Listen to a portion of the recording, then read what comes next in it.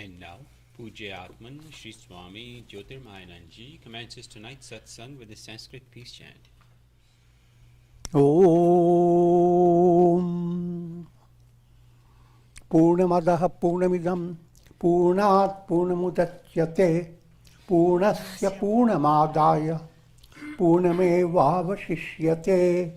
Om Shanti Shanti Shanti. We begin with mystic song by Sri Swami Lalitananda, played and sung by Sri Swami Umananda and Rajneesh.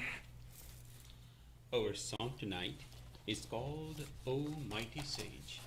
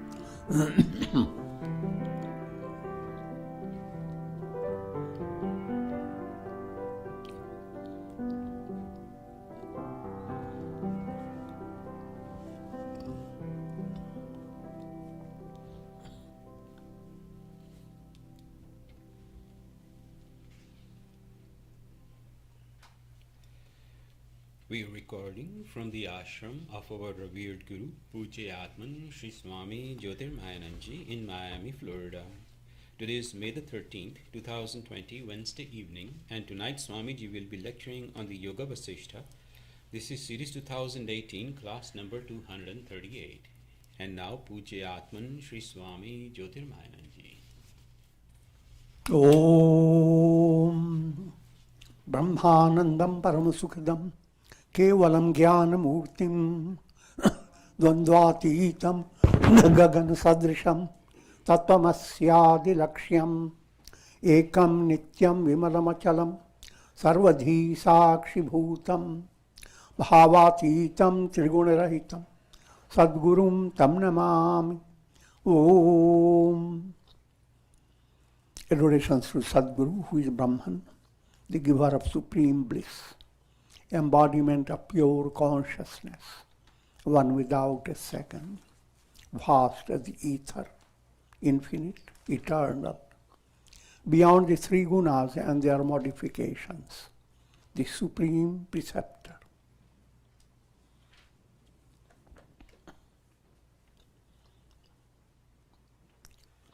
Yoga Vasistha, Upasham Prakarana, and presently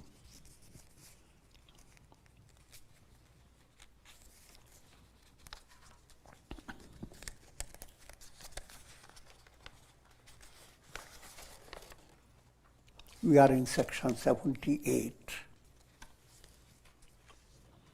and it's dealing with the highest goal of life that will imply complete negation of the mental process.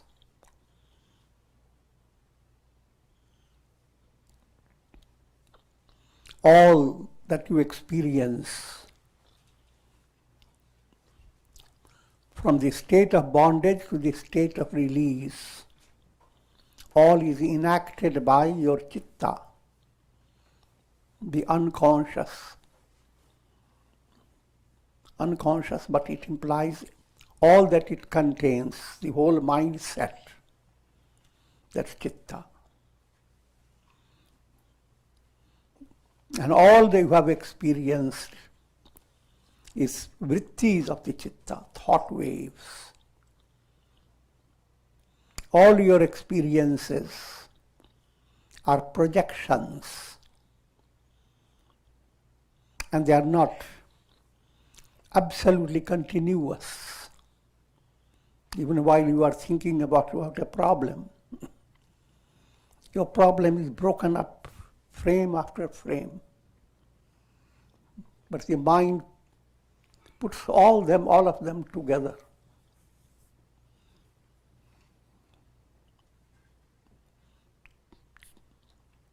In cinema show, all you are watching is not continuous projection, but are frame after frame. In between the frames, there is a little split where there is nothing but the screen. You are worrying about it, suddenly you forget about what were you worrying about.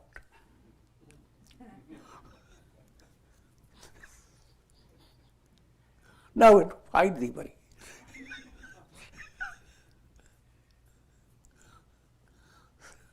So that subtle slip you can see always.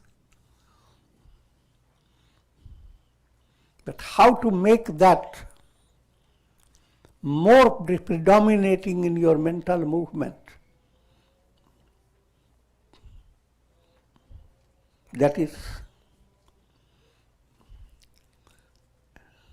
the revelation of the screen. Even while the projection goes on, when projection goes on, in between the projections, screen shines forth. But it is such a momentary, such a split of a second that it doesn't have any impact on your mind. How to lead your mind? Now the whole sadhana movement is to prepare your whole mental set And again, just to give you a repeat, you go through mala, vikshepa and avarana. Allowing the mala, gross impurities, which are like short-circuited energies, they have to be sublimated, they have to be corrected. So anger, greed, hate, if that goes on, you can't allow your attention to come to in between the frames.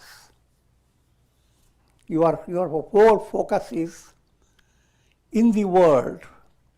Your cause of misery is somewhere in the past. The solution is somewhere in the future. And you have put so many ducks in a row. We're big duck mother.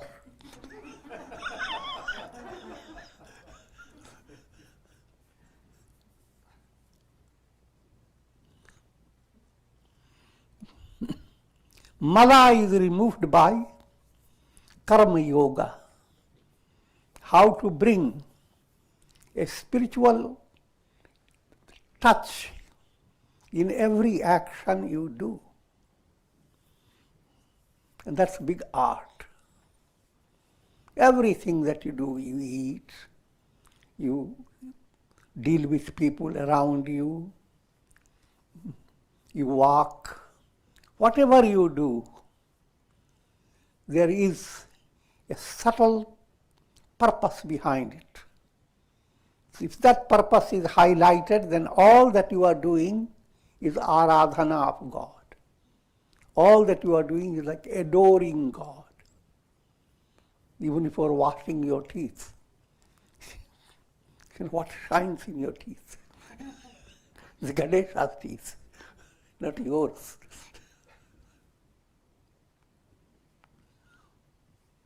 And your entire body is Devalaya, a divine temple. And every movement that we are making is in a divine temple.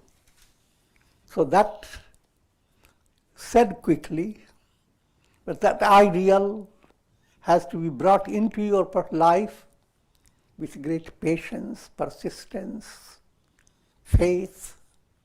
So all that begins to operate without your worrying about it. If you begin your sadhana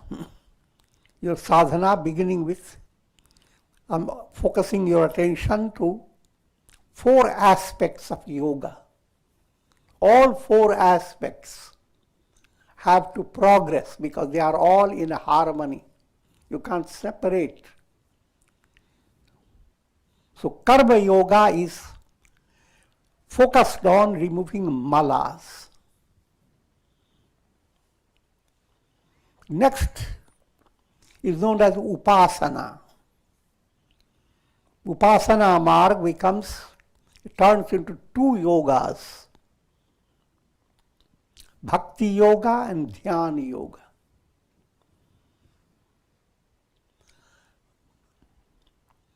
Bhakti is devotional movement, and dhyan, bhakti is allowing your emotions, your feelings.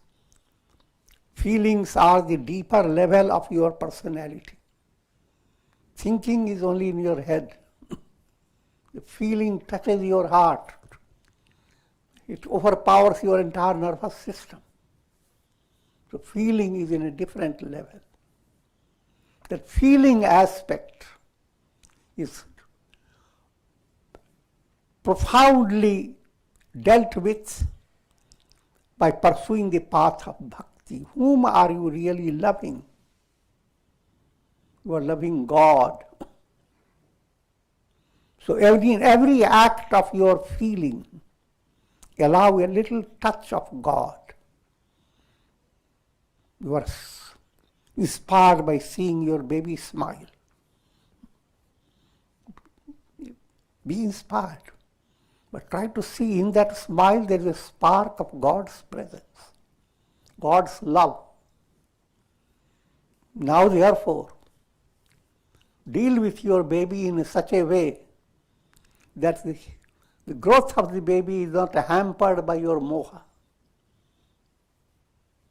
Allow the God in the baby shine. I'm giving a very quick way of saying, but it has the whole subtle secret behind how to allow humanity within yourself to progress by recognizing loving God in each other, beginning with your own self. So that whole project is a bhakti movement. Jana movement, your will. Your mind will have always shaking situation. Two states of your personality. One is called avastha, shakes. But don't worry about shake. The shaking will not bake you.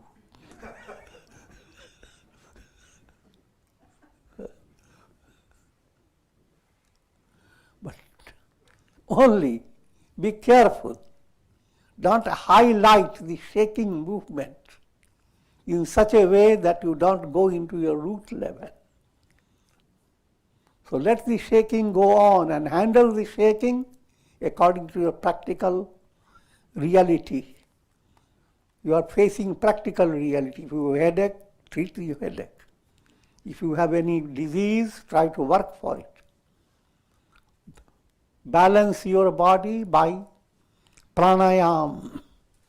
Go through your various yogic disciplines. Whatever help you, you continue doing that.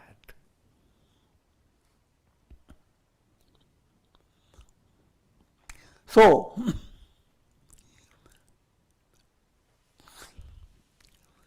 that royal movement, Raj Yoga, that's called Dhyana movement, that allows your will, the will to attain enlightenment.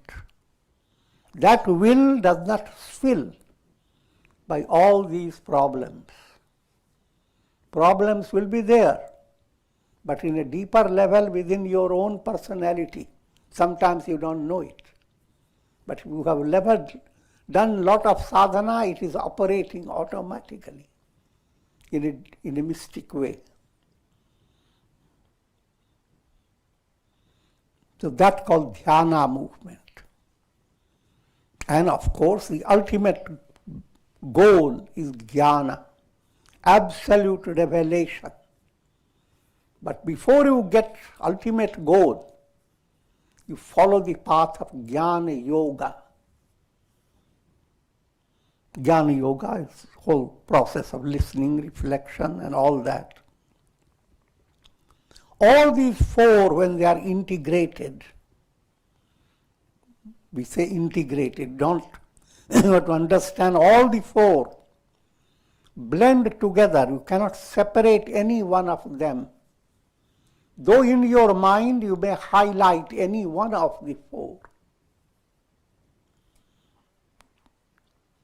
You may consider yourself, you will focus on karma yoga only, or focus on bhakti, or jnana. You may do that. But internally be mature, not be a kid. Understand all the four go together.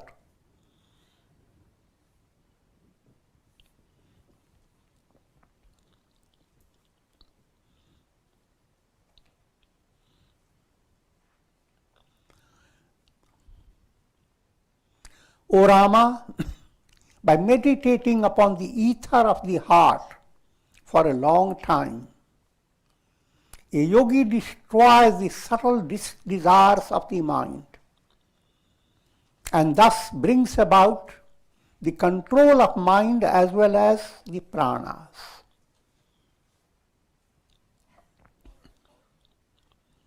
Ether of the heart, that becomes a highly mystical terminology.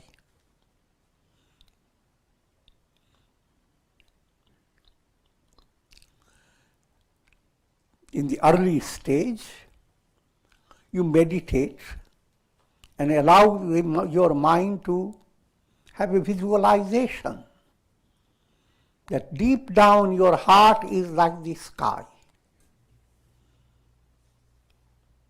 So, your heart will not be damaged, will not be touched, will not be shaken.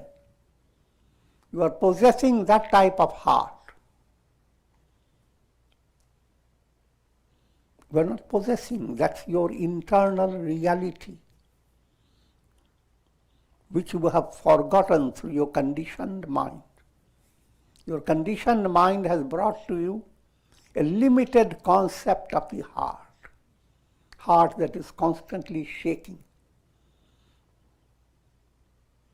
But that's not your real heart.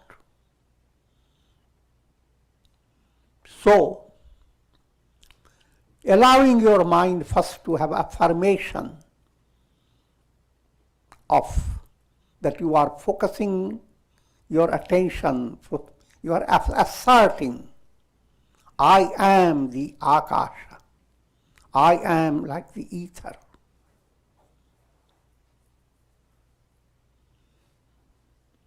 And if that type of affirmation becomes deep and continues to deepen, then malas and vikshepas, impurities and distractions, impurities become corrected, sublimated. Distractions become corrected.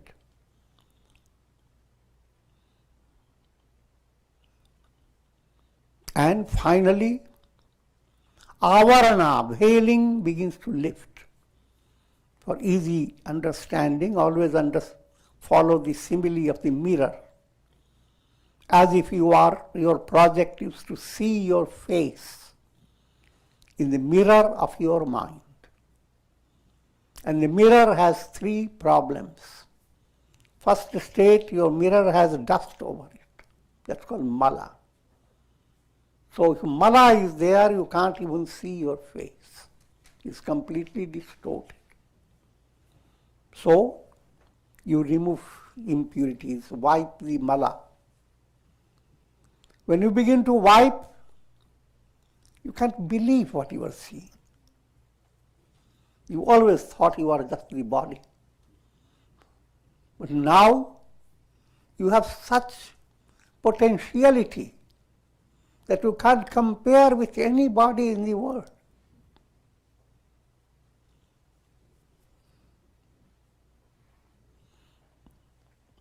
You begin to develop a subtler identity of your personality, not body.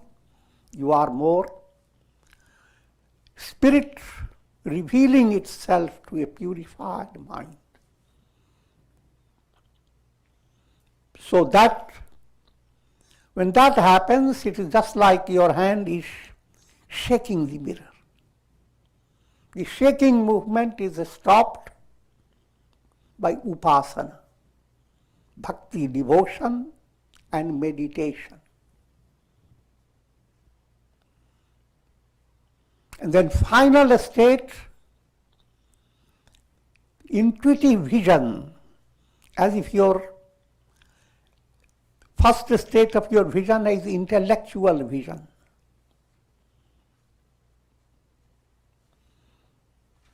Putting in the simile of the mirror, now mala removed, vikshepa removed, and what you look into it, you can't believe it.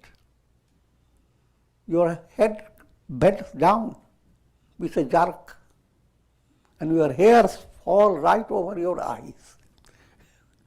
I'm just wittily describing the role of avarana. That's called avarana, veiling the vision. But that veiling of the vision is all requires is correcting your neck, raise your head. In other words, it just requires a deepening of your understanding. As understanding I am Brahman, that goes from the clutches of intellect, it becomes intuitional. then veiling has been removed. Now we have seen yourself through the mirror of your mind. And that was the purpose of the mirror. The moment you have seen your full face, the mirror vanishes.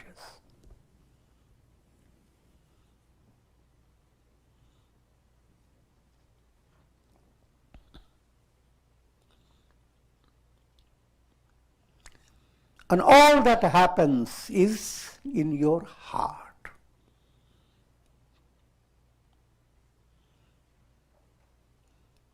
Sri Rama asked, O sage, what's the nature of the heart? Does the heart refer to the physical heart? Does it refer to mind or to the self? Now, in a state of ignorance, heart relates to, whenever a person thinks of the heart, first, attention, physical heart. Second, sentimental heart. The third heart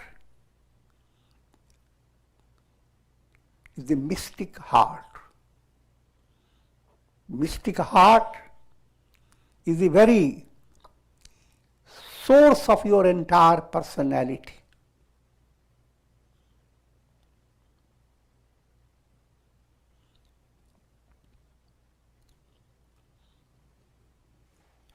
Put it in a very simple way to understand. You are watching a cinema show. So many heart-based experiences are going on in the show. But what's the heart of all the relative heart expressed through the show? The real heart is the screen.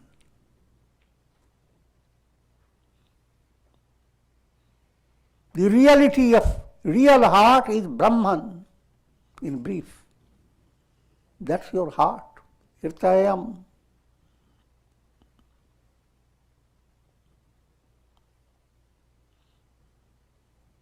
That Brahman is your very heart.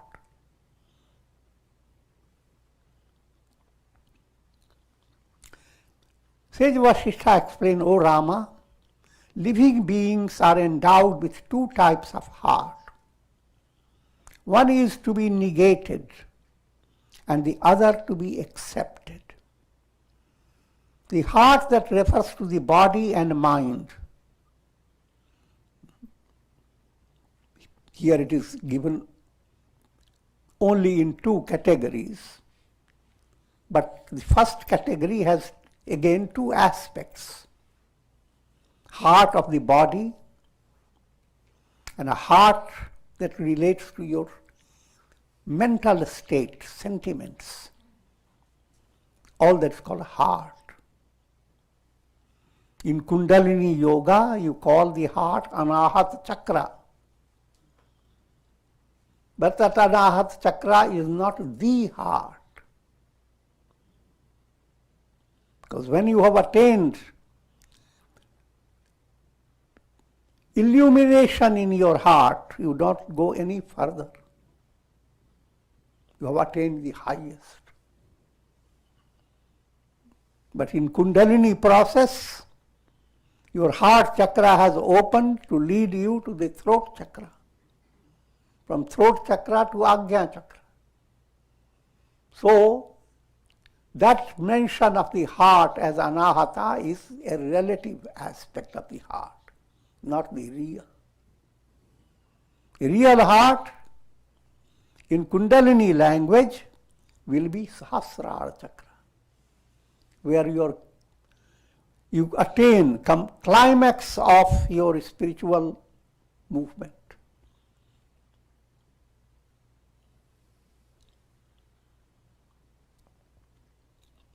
The Atman is the heart of all that exists. Atman, Brahman. Since the Atman abides in the heart, again that's an allegorical term, heart referring to in sadhana stage, your mental process, deep in your mental process, that's where you begin to recognize the presence of the heart.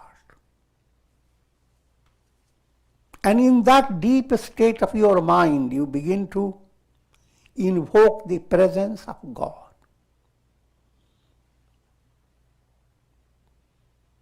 Enshrine God in the temple of your heart. When we make that statement, it's a figurative statement. We are bringing God in a base which is characterized by your profound feelings.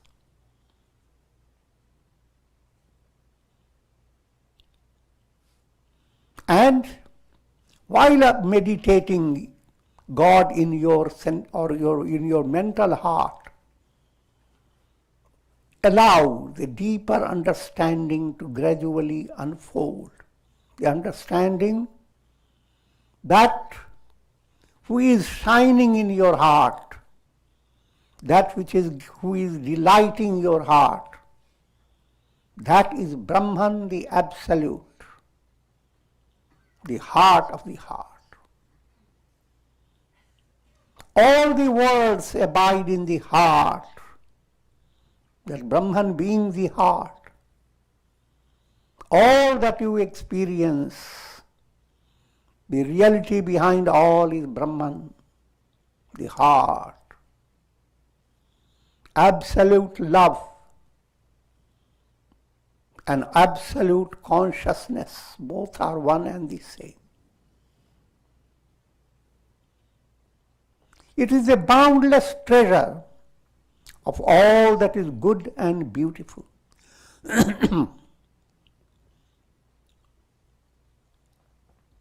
This is indeed the real heart in a person,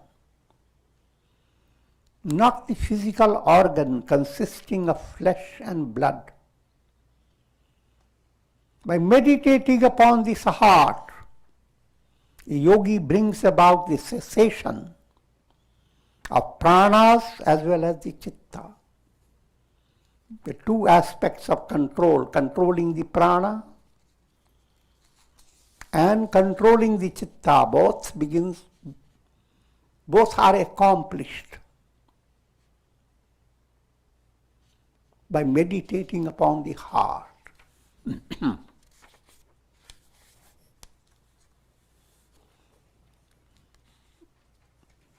And at this stage, I'm turning your attention to a glorious quotation from the scriptures. Glory of Brahma Vichar. It's Brahma Vichar that allows you to have the revelation of the heart, which is the revelation of Brahman.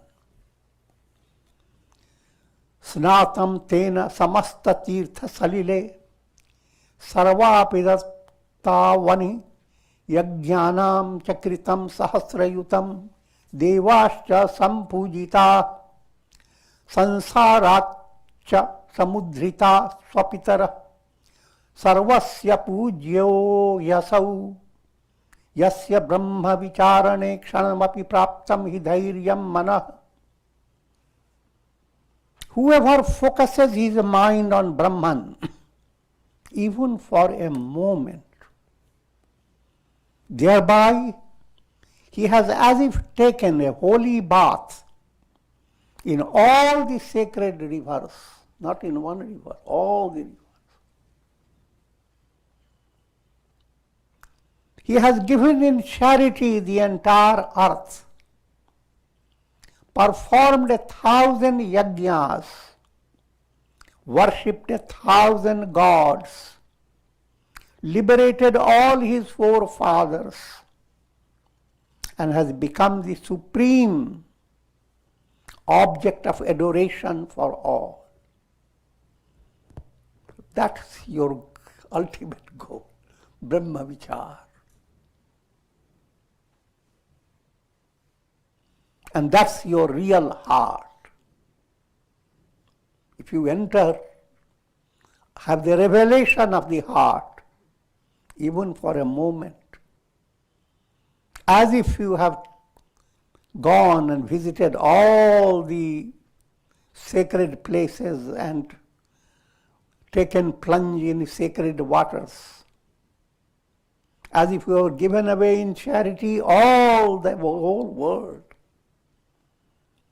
You have pleased countless gods, and all you can imagine in the process of meditation and samadhi, you have accomplished all. So that is the ultimate highlight in your sadhana, Brahma Vichar. And in order to do that, Shama has to become highlighted. How to bring serenity in your mind.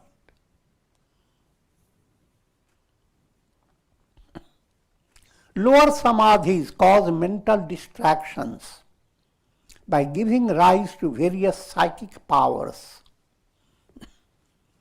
As you go through lower samadhis, you develop amazing revelation of your inner strength.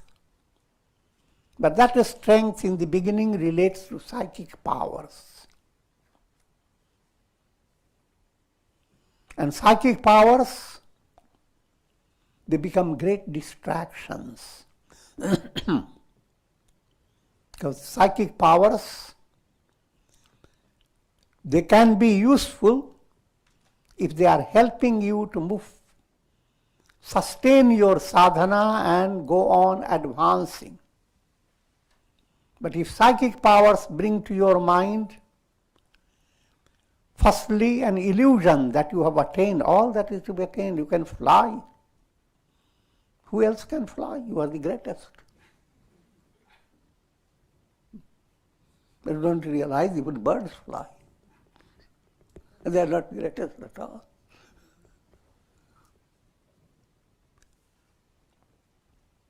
So psychic powers become a great source of distraction and obstruction.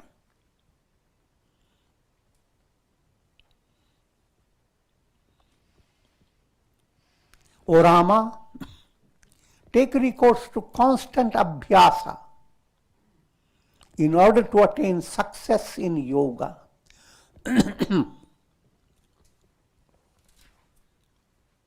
Satu dirghakal nairantarya satkar sevito. These are the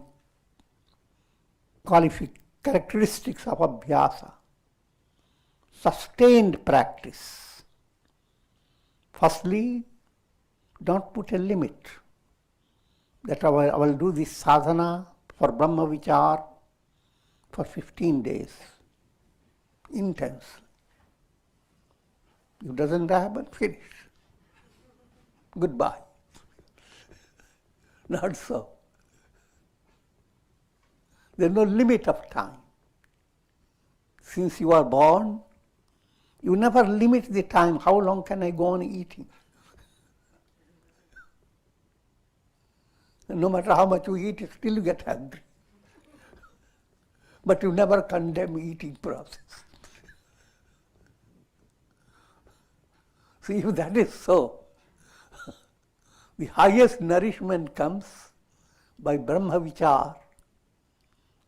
How can that bring in your mind a sense of limiting your sadhana by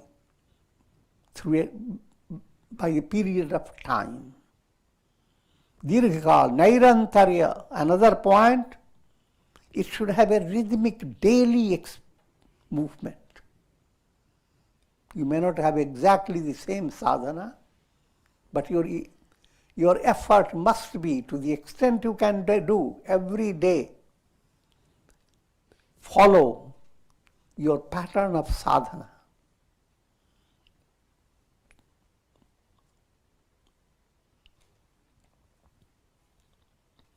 And while you are doing, do not bring in your mind and end up keeping frustration in your mind that all the sadhana have I did.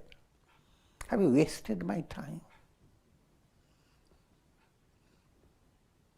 I would have at least visited all the hotels, enjoyed all the wonderful rasgullas and dishes of waffles.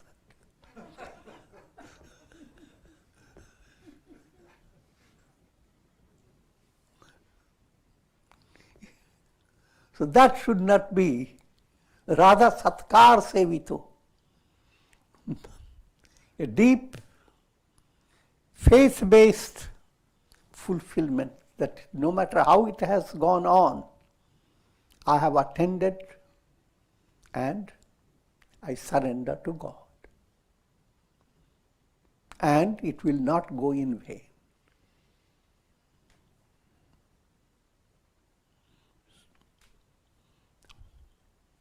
So when these points enter, your abhyasa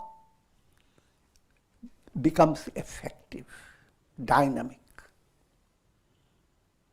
And that's the key to success in yoga. May you thus sport in the self, abide in the self, and be free of all sorrows.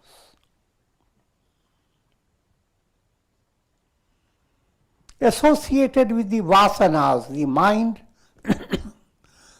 accepts the idea of the body, and through identification with the body, it accepts the idea of the pranas. When the mind becomes free of vasanas, it accepts the reality of Brahman and becomes liberated. The role of vasana. Vasanas do not allow you to have a revelation of who am I. Vasanas sustain your jiva status. Just like water in a jar sustains reflected sun. The sun's reflection continues as long as there is water there. Or even if water becomes little vaporized, still there is appearance of this soul dependent on the vasanas. So if the soul is dependent on the vasanas, now there arises body identity. I am the physical body. Come to next step, prana identity. I am the pranas. Physical body. The another layer is pranas. Without pranas, your body cannot be there. And pranas will not have their function if mind is not there. So you go into layers. All the identity, your body, your pranamaya kosha, prana, your manomaya kosha, your mind, your vijnanamaya kosha, intellect, ego blended together, and your anandamaya kosha, where chitta, unconscious, dominates. And these five sheaths come under the three bodies. Physical body is annamaya kosha, food sheath. Subtle body is three sheaths together, pranamaya, manomaya, vijnanamaya. And the final sheath is the karan sharir, the causal body, which has only one sheath, anandamaya kosha. behind all that, the real I am is Brahman. All these sheaths and three bodies, they are in the realm of Maya. They are not real.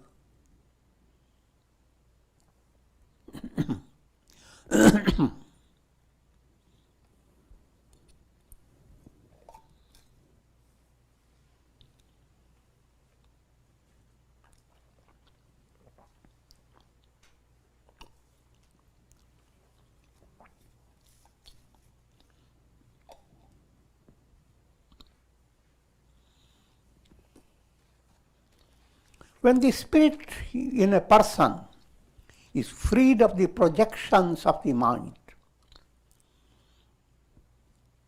the soul is constantly dependent on the projections of the mind, vrittis of the mind. All that you understand about yourself depends upon what your mind conveys to you.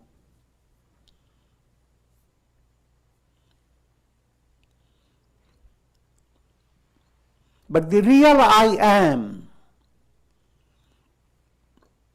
is not what mind brings out about your identity. It's where mind dissolves. And that's the heart. And that's Brahman.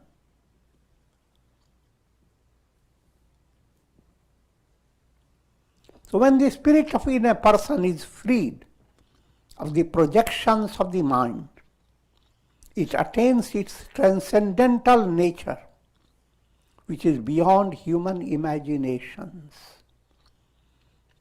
All mental way of describing it, all words that mind can use are transcended.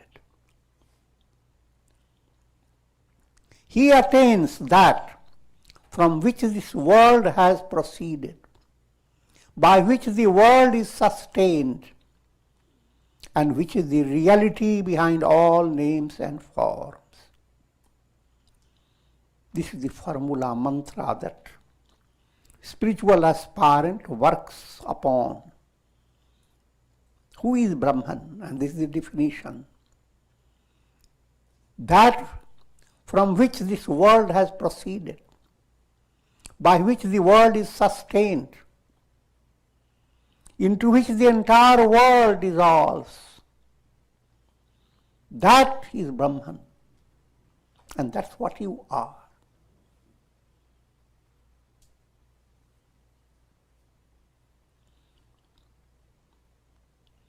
And that realization is Jeevanmukti. Such a sage is called Jeevanmukta,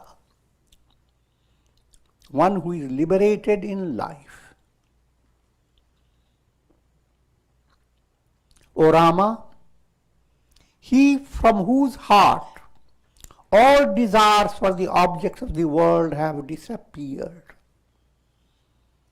Not that this heart, which is Brahman, there is no role of desires. All desires are vanished.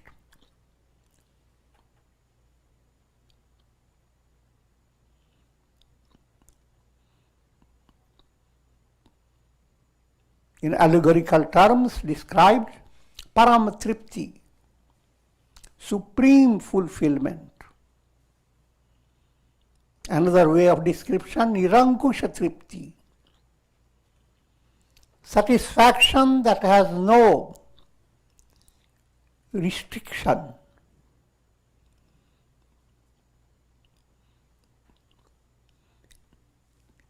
In life, you have many moments of satisfaction, but satisfaction has a limitation. It's called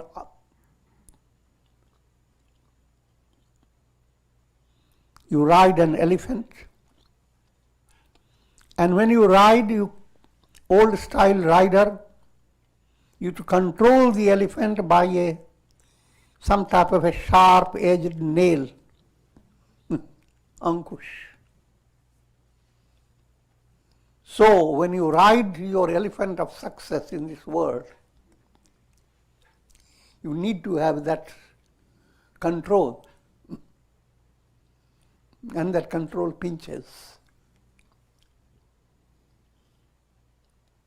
So that's called, in other words, all human satisfaction is the basis of pain, sorrow, Ankush.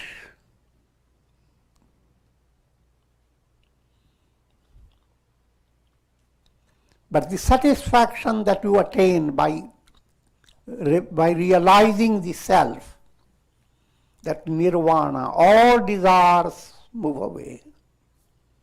Nirankush. There is no restriction in that satisfaction. That satisfaction is eternal, absolute. Param Tripti, supreme contentment. And that's the heart. O Rama, he from whose heart all desires for the objects of the world have disappeared, and all likes and dislikes have fled. He is the best among all. He is indeed the very embodiment of Lord Narayana. Now the glory of that state is described. That's the goal of life. And you have rehearsal of the goal in a very simple way each time you sleep. All the desires that you are working with in your daily life go away. Time itself slips away from you. No past, no future. No relatives, no near and dear ones. All move away, but not a drop of negative feeling enter your heart. Behind that lies the big truth. All this do not change your internal essential nature. All that you go through the world. Intrinsically, you remain ever the same. And that intrinsic revelation transcends all the desires, all the world of ego, all that you imagine about past, present, and future. The entire drama of the world, the entire Google system of your chitta that bring about world within world and countless world systems, all that vanish.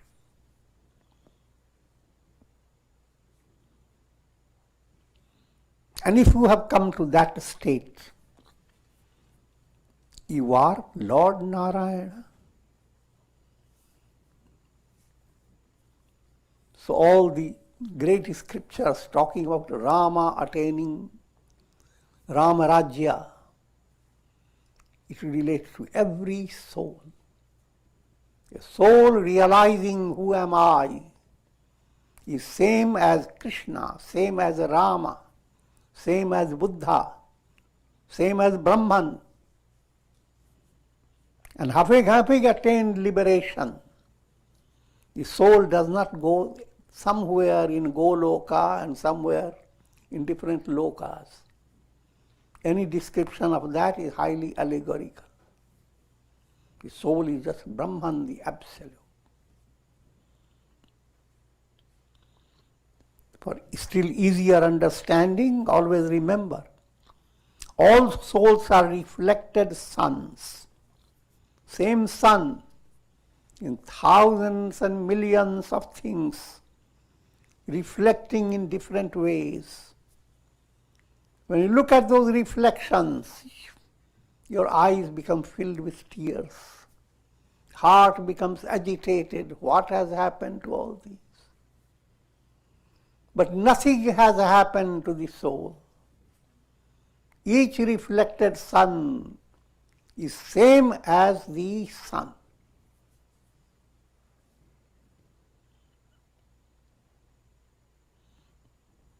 And that's the declaration of the Vedas, the final conch blowing of the revealing the highest truth. Now crunch upon it. And with this I will conclude. Om. And my prayer, may divine grace, our karunamaya ras, the nectar of divine compassion, the miracle of grace over all who are suffering, and may all souls come to the highest discovery, sarve bhavantu sukhina. Highest discovery, aham brahmasmi. May you all be led to the heart of heart. And that fulfills my heart. Om Triambakam Yajamahe Sugandhim Pushti Vardhanam Urvarukmuva Bandhanan Mrityor Mukshiyama Mritat Om Sarve Bhavantu Sukhina Sarve Santu Niramaya Sarve Bhadrani Pashyantu Ma Kashchid Dukha Bhag Bhavet Asato Ma Sadgamaya Tamso Ma Jyotirgamaya Mrityor Ma Mritam Gamaya Om Purnamadaha Purnamidam Purnat Purnamudachyate Purnasya Purnamadaya Purnamevavashishyate Om Shanti Shanti Shanti.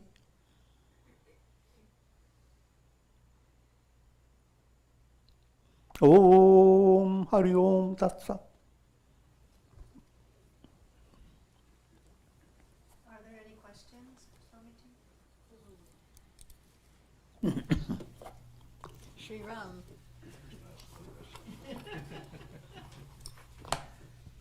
Ram Gurudev, Gurudev, you described the purpose of the mirror in your mirror analogy as to let the person see his full face, and then you said the mirror vanishes. Mm-hmm. So is the mirror the Prakriti, or what is the analogy of it? It's Prakriti that has turned into Chitta.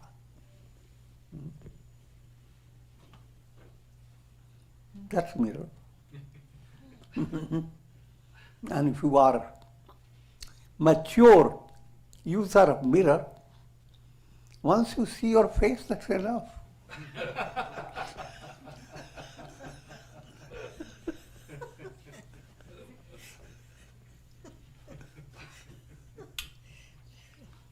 Otherwise, you have to carry the mirror all the time.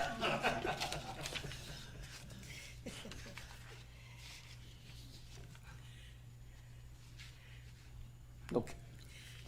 Conclude with just a bit of tiny prasad, Swamiji's beauty advice. Dress yourself with the robes of purity. Dress yourselves with the robes of purity. Adorn yourself with the ornaments of virtues. Beautify yourself with actions that are generous and sublime. Deck your mind with the flowers of truthfulness, compassion, humility, and cosmic love. Let your heart be a fountain source of bliss. In this way, you will become truly beautiful. We conclude.